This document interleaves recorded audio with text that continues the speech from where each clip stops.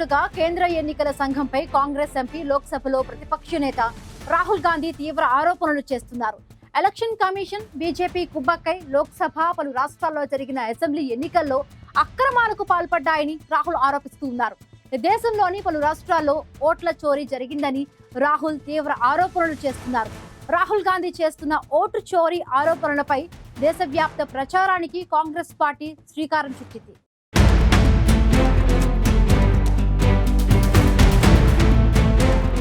Congress MP, లోక్సభలో ప్రతిపక్ష నేత రాహుల్ గాంధీ మరోసారి కేంద్ర ఎన్నికల సంఘంపై తీవ్ర ఆరోపణలు చేశారు. రాహుల్ గాంధీ చేస్తున్న ఓటు చోరీ ఆరోపణలపై దేశవ్యాప్త ప్రచారానికి కాంగ్రెస్ పార్టీ శ్రీకారం చుట్టింది. అందులో భాగంగానే కాంగ్రెస్ ఒక వెబ్ పేజీని ప్రారంభించింది. ఓటు చోరీకి వ్యతిరేకంగా ఆ వెబ్ పేజ్లో రిజిస్టర్ చేసుకోవాలని దేశ ప్రజలకు కాంగ్రెస్ విజ్ఞప్తి చేసింది. కాంగ్రెస్ ప్రారంభించిన వెబ్ పేజీలో ప్రజలు ఈసీ నుంచి జవాబుదారీతనం, డిజిటల్ ఓటరు జాబితాల కోసం రాహుల్ చేస్తున్న డిమాండ్కు మద్దతు తెలియజేయడానికి నమోదు చేసుకోవచ్చు. అలాగే ఈ పోర్టల్ లింక్పై క్లిక్ చేసి ఓటు చోరీ రుజువు, ఈసీ జవాబుదారీతనం, డిజిటల్ ఓటరు జాబితా డిమాండ్ అని ఉన్నదాన్ని డౌన్లోడ్ చేసుకునేందుకు ప్రజలకు వీలు కల్పించింది. అంతేకాదు, ఈ పోర్టల్ లింకులో బీజేపీ, ఈసీ కుమ్మక్కై ఎన్నికల్లో భారీ నేరపూరిత మోసాలకు పాల్పడ్డాయని రాహుల్ గాంధీ చేసిన ఆరోపణల వీడియో కూడా ఉంది.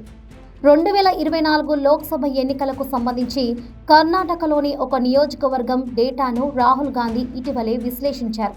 ఇది రాజ్యాంగానికి వ్యతిరేకంగా చేసిన నేరంగా రాహుల్ అభివర్ణించారు.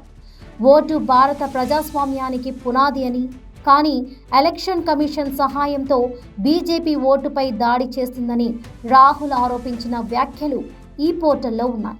బెంగళూరు సెంట్రల్లోని ఒకే ఒక అసెంబ్లీ సెగ్మెంట్లో ఆ లోక్సభ స్థానాన్ని బీజేపీ గెలవడానికి సహాయపడిన 1,00,000కు పైగా నకిలీ ఓటర్లను తాము గుర్తించామని రాహుల్ గాంధీ పేర్కొన్నారు.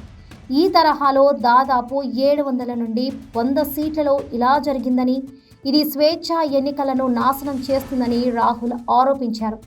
మహారాష్ట్రతో సహా కాంగ్రెస్, విపక్ష ఇండియా కూటమి ఇలాంటి హెచ్చరికలు గతంలోనే చేసిందని, ఇప్పుడు తమ దగ్గర రుజువు ఉందని రాహుల్ పేర్కొన్నారు.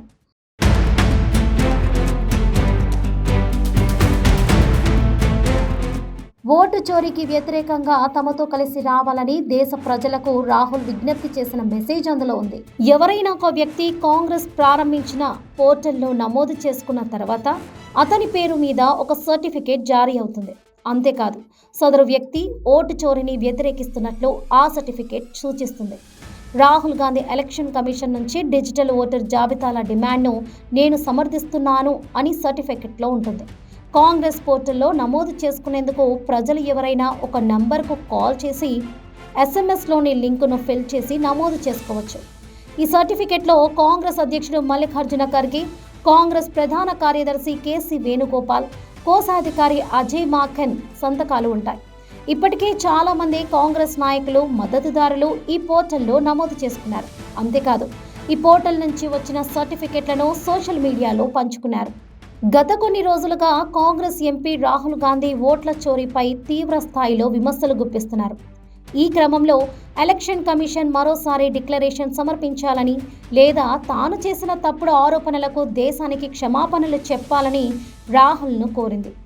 మరోవైపు ఓ మహిళా ఓటర్ 2 సార్లు ఓటేశారంటూ రాహుల్ చేసిన ఆరోపణలకు సంబంధించిన వ్యవహారంలో కర్ణాటక చీఫ్ ఎలక్టోరల్ ఆఫీసర్ నోటీసులు జారీ చేశారు. రాహుల్ ఆరోపణలపై పూర్తి స్థాయి విచారణ జరిపేందుకు గాను సంబంధిత పత్రాలను సమర్పించాలని కర్ణాటక చీఫ్ ఎలక్టోరల్ ఆఫీసర్ సూచించారు. గత ఏడాది జరిగిన లోక్సభ, శాసనసభ ఎన్నికల్లో అక్రమాలు జరిగాయని రాహుల్ ఆరోపించిన తర్వాత కర్ణాటక, మహారాష్ట్ర, హర్యానా రాష్ట్రాలకు చెందిన ప్రధాన ఎన్నికల కమిషనర్లు ఓటర్ల జాబితాల నుంచి తీసివేసిన లేదా మోసపూరితంగా చేర్చిన పేర్ల వివరాలతో పాటు సంతకం చేసిన ఓ డిక్లరేషన్ను సమర్పించాలని కోరారు. ఒక ఎంపీగా రాజ్యాంగాన్ని కాపాడుతానని తానిప్పటికే ప్రమాణం చేశాను కాబట్టి ఎలాంటి డిక్లరేషన్ సమర్పించనని రాహుల్ స్పష్టం చేశారు. ఈ నేపథ్యంలో మరోసారి ఈసీ రాహుల్ను డిక్లరేషన్ కోరడం రాజకీయ వర్గాల్లో చర్చనీయాంశంగా మారింది.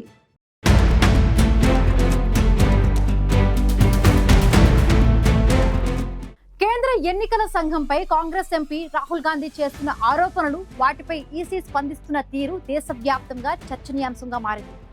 ఓటు చోరీపై కాంగ్రెస్ పార్టీ దేశవ్యాప్తంగా ప్రచారానికి సిద్ధమైన నేపథ్యంలో బీజేపీ ఎదురుదాడికి దిగింది.